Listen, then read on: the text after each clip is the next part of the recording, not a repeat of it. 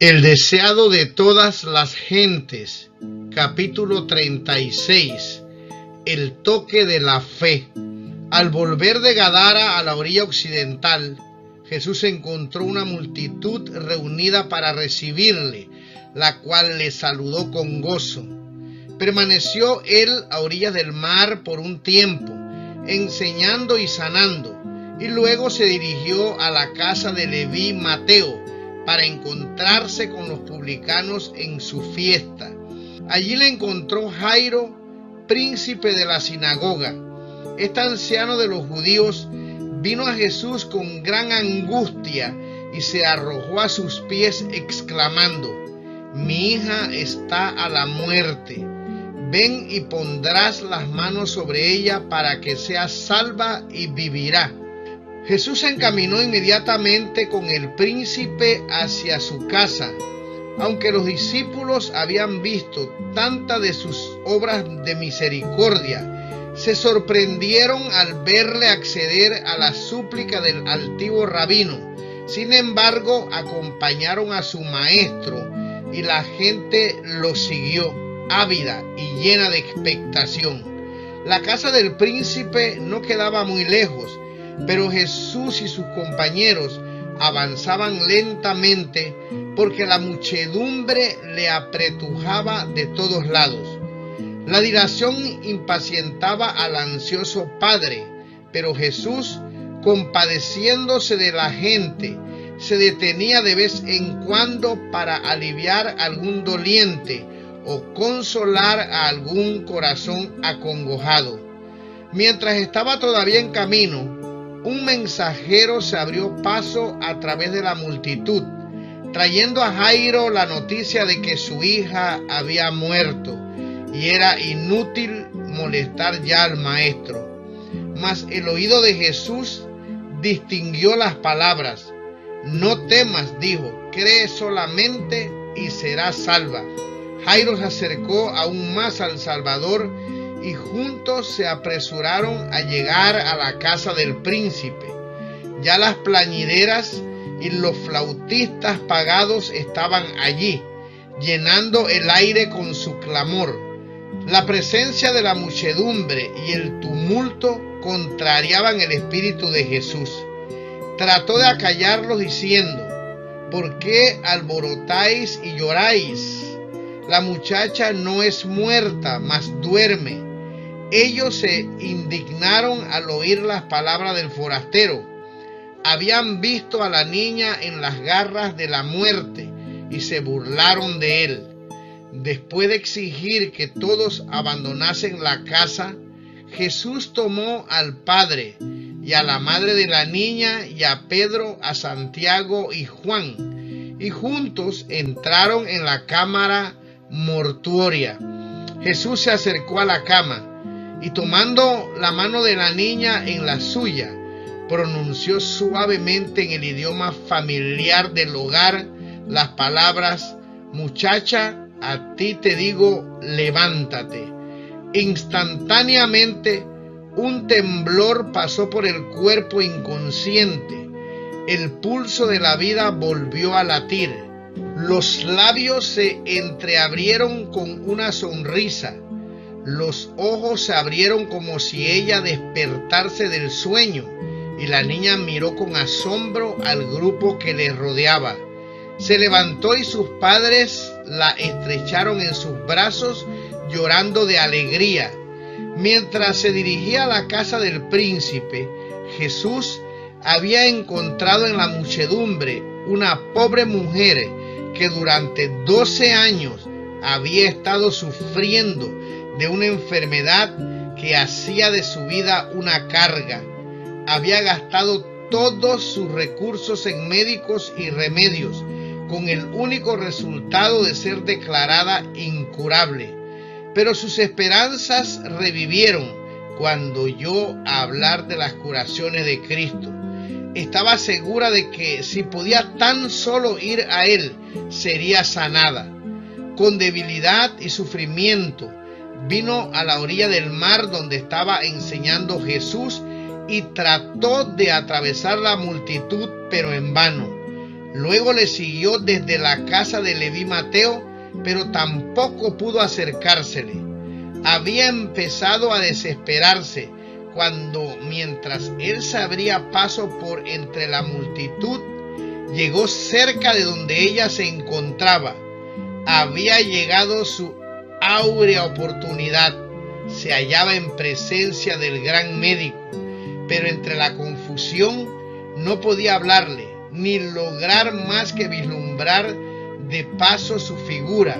Con temor de perder su única oportunidad de alivio, se adelantó con esfuerzo, diciéndose: si tocare tan solamente su vestido, seré salva. Y mientras él pasaba, ella extendió la mano y alcanzó a tocar apenas el borde de su manto, pero en aquel momento supo que había quedado sana. En aquel toque se concentró la fe de su vida, e instantáneamente su dolor y debilidad fueron reemplazados por el vigor de la perfecta salud. Con corazón agradecido, trató entonces de retirarse de la muchedumbre, pero de repente Jesús se detuvo y la gente también hizo alto. Jesús se dio vuelta y, mirando en derredor, preguntó con una voz que se oía distintamente por encima de la confusión de la multitud: ¿quién es el que me ha tocado? La gente contestó esta pregunta con una mirada de asombro. Cómo se le codeaba de todos lados y se le empujaba rudamente de aquí para allá. Parecía una pregunta extraña. Pedro, siempre listo para hablar, dijo: Maestro, la compañía te aprieta y oprime, y dices: ¿quién es el que me ha tocado? Jesús contestó: me ha tocado alguien, porque yo he conocido que ha salido virtud de mí. El Salvador podía distinguir el toque de la fe del contacto casual de la muchedumbre desprevenida. Una confianza tal no debía pasar sin comentario.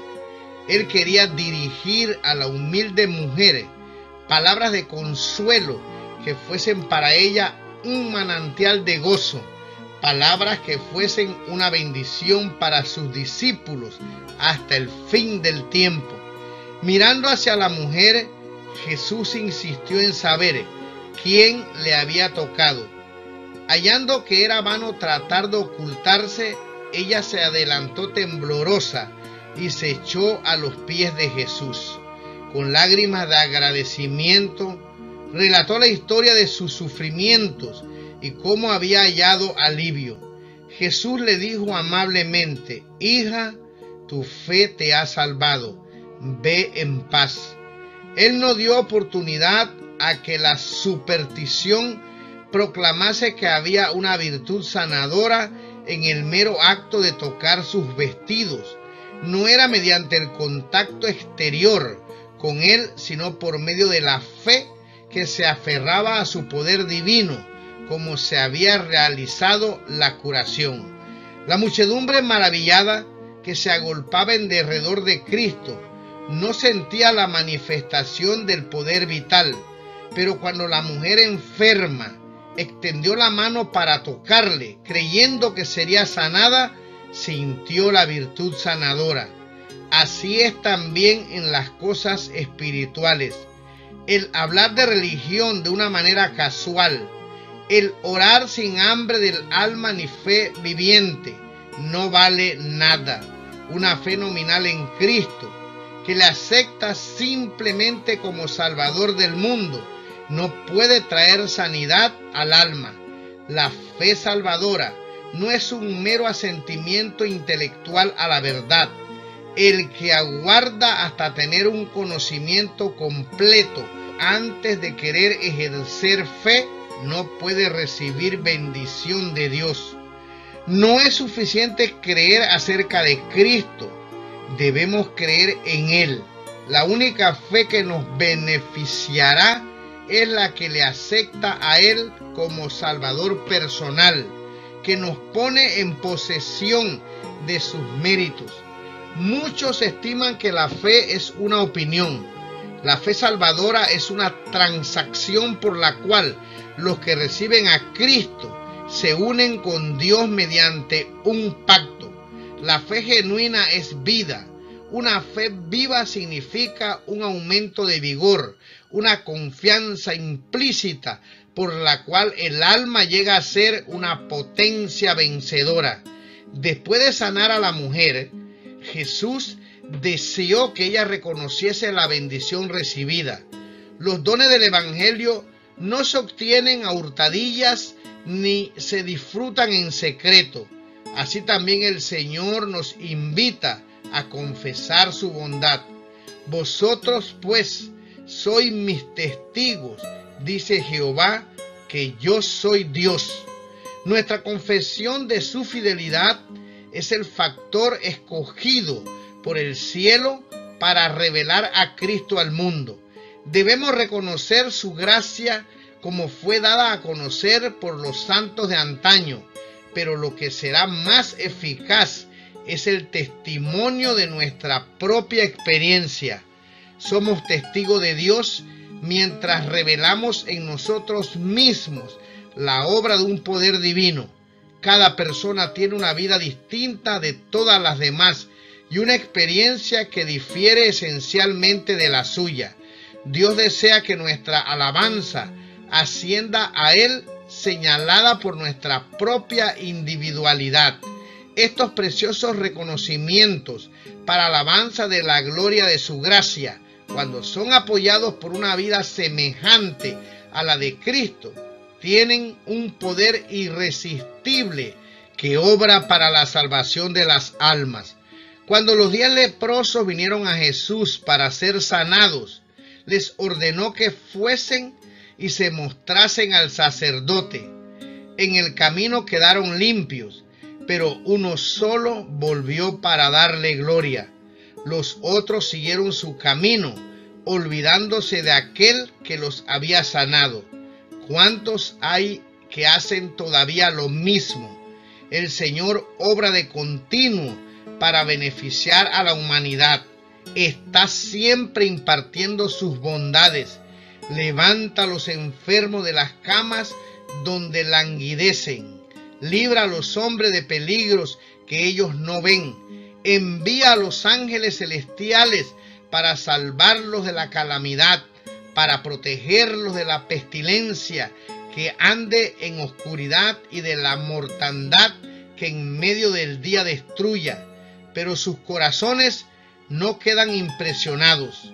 Él dio toda la riqueza del cielo para redimirlos y sin embargo no piensan en su gran amor.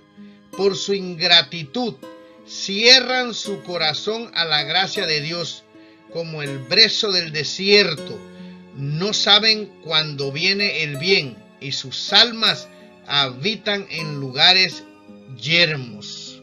Para nuestro propio beneficio debemos refrescar en nuestra mente todo don de Dios. Así se fortalece la fe para pedir y recibir siempre más. Hay para nosotros mayor estímulo en la menor bendición que recibimos de Dios que en todos los relatos que podemos leer de la fe y experiencia ajenas. El alma que responda a la gracia de Dios será como un jardín regado. Su salud brotará rápidamente, su luz saldrá en la oscuridad y la gloria del Señor le acompañará. Recordemos pues la bondad del Señor y la multitud de sus tiernas misericordias. Como el pueblo de Israel, levantemos nuestras piedras de testimonio e inscribamos sobre ellas la preciosa historia de lo que Dios ha hecho por nosotros. Y mientras repasemos su trato con nosotros en nuestra peregrinación, declaremos con corazones conmovidos por la gratitud: ¿qué pagaré a Jehová por todos sus beneficios para conmigo? Tomaré la copa de la salud e invocaré el nombre de Jehová. Ahora pagaré mis votos a Jehová delante de todo su pueblo.